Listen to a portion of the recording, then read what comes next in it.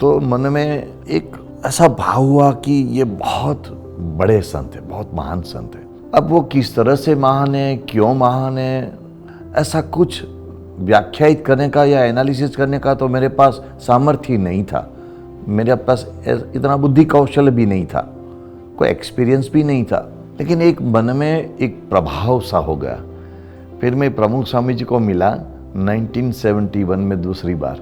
तो उस वक्त मुझे ठीक तरह से याद है, मैं शायद 6ठी या 7वीं कक्षा में पढ़ रहा था। मैंने उनसे कहा कि मुझे साधु होने की इच्छा हो रही है। ऐसा ही। अरे इतनी छोटी आयु में? हाँ, इतनी छोटी आयु में। क्या बात है। तो उन्होंने कहा कि पहले पढ़ो, अच्छे से पढ़ाई कर लो, और फिर मैं तुम्हें लेने के लिए आऊँगा। अभी संत बनने की बात मत सोचो, पहले पढ़ाई कर लो।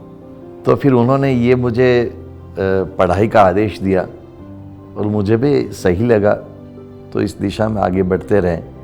फिर तो हर साल 2-3 बार प्रमुख स्वामी महाराज से मिलना होता था।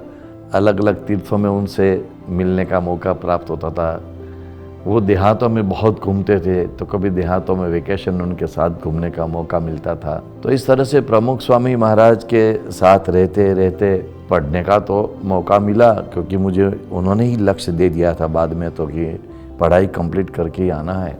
तो मैं प्रमुख स्वामी महाराज के जीवन से ही प्रेरित रहा और उनके आशीर्वाद से ही उनके चरणों में मैं समर्पित हो पाया।